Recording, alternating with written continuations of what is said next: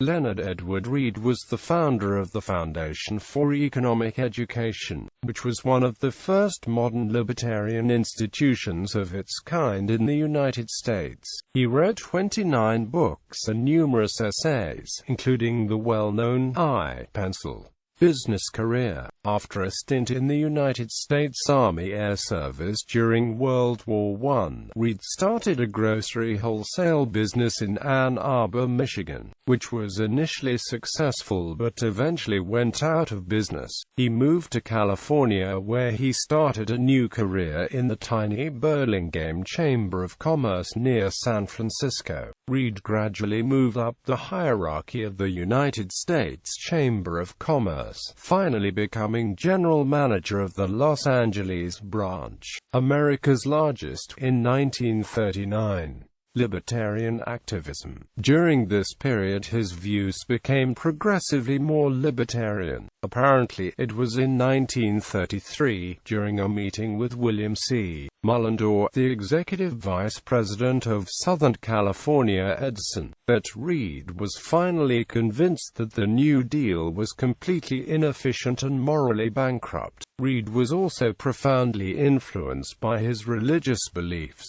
His pastor, Reverend James W. Fifield, was minister of the 4,000-member First Congregational Church of Los Angeles, of which Read was also a board member. Fifield ran a resistance movement against the social gospel of the New Deal, trying to convince ministers across the country to adopt libertarian spiritual ideals. During the period when he worked for the Chamber of Commerce, Read was also deeply influenced by more secular figures, such as Albert J. Nock, and, later, by Ayn Rand and the economists Ludwig von Mises and Henry Hazlitt. In 1945, Virgil Jordan, the president of the National Industrial Conference Board in New York, invited Read to become its executive vice president. Read realized he would have to leave the NICB to pursue full-time the promotion of free market, limited government principles.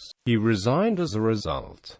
One donor from his short time at NICB, David M. Goodrich, encouraged Read to start his own organization, with Goodrich's aid, as well as financial aid from the William Volcker Fund and from Harold Lunow. Read and Hazlitt founded the Foundation for Economic Education in 1946, which, in turn, helped to inspire Friedrich Hayek to form the Montpellier Society the following year. For a period in the 1940s, philosopher Ayn Rand was an important advisor, or ghost, as they called it, to Read. In 1950, Read joined the board of directors for the newly founded periodical The Freeman, a free market magazine that was a forerunner of the conservative National Review, to which Read was also a contributor. In 1954, Read arranged for the struggling magazine to be transferred to a for-profit company owned by He. In 1956,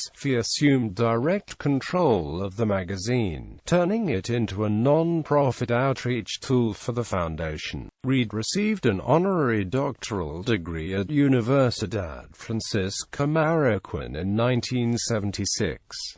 He continued to work with He until his death in 1983. Works. Read authored 29 books, some of which are still in print and sold by He. Romance of Reality, I'd Push the Button, Pattern for Revolt, Students of Liberty, Outlook for Freedom, Government, An Ideal Concept, ISBN 1-57246-061-X.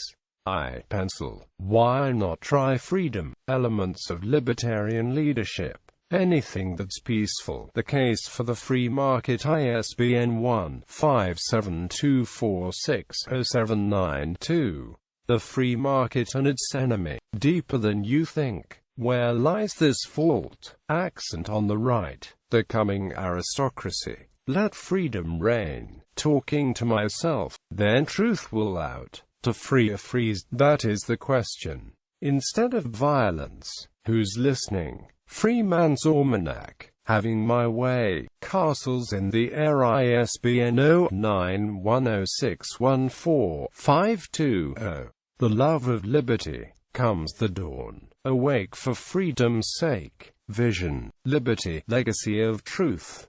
The Freedom Freeway. Seeds of progress. Thoughts rule the world. How do we know? The path of duty. Clichés of socialism.